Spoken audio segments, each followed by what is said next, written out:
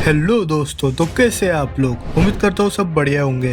दोस्तों, आप में से बहुत से लोगों ने समुद्री लुटेरों के बारे में सुना ही होगा, जिसे हम पायरेट्स के नाम से भी जानते हैं।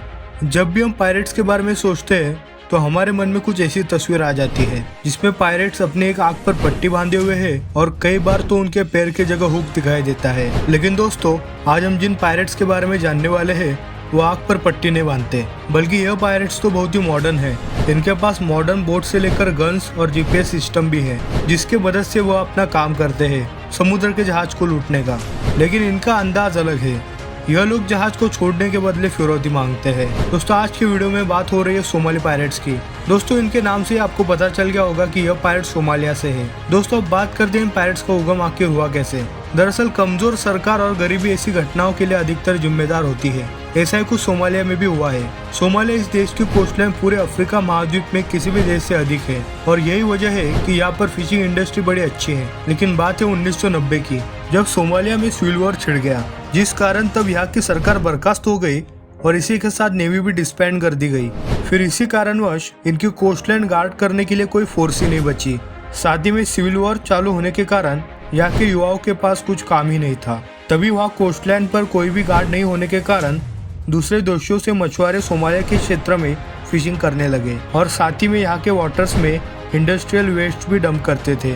इसी बात से तंग आकर सोमालिया के कुछ मछुआरों ने अपना एक हथियारबंद गुट बनाया और इन लोगों का विरोध करने लगे। और फिर यह लोग उन दूसरे देशों के मछुआरों को वहाँ से भगाने लगे और कभी कभी यह लोग उन्हें पकड़ कर भी रखते थे और उनको छोड़ने के बदले में फिरौती मांगते थे।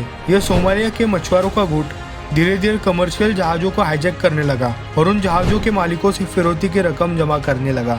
इनका यह काम Gulf of Aden, Somali Sea, Guardafui channel और आसपास के इलाकों में चलता था। यहाँ की गरीबी की वजह से कई बेरोजगार युवक इसे अपने घर का पेट पालने का साधन समझते थे।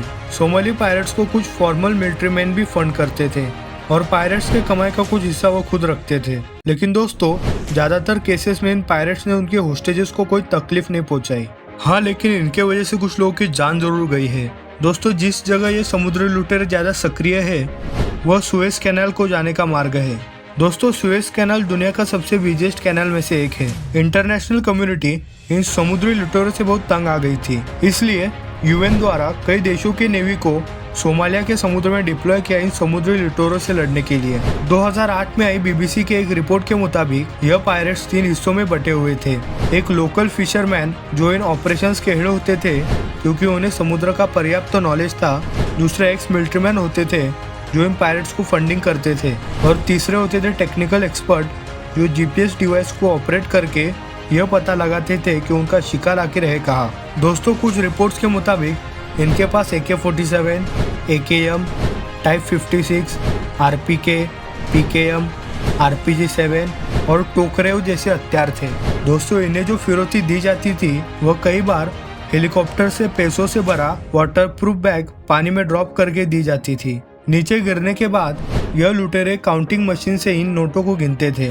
दोस्तों, यह हाईजैकिंग की वजह से यह लुटेरे 2010 आते सालाना $238 मिलियन कमाने लगे थे।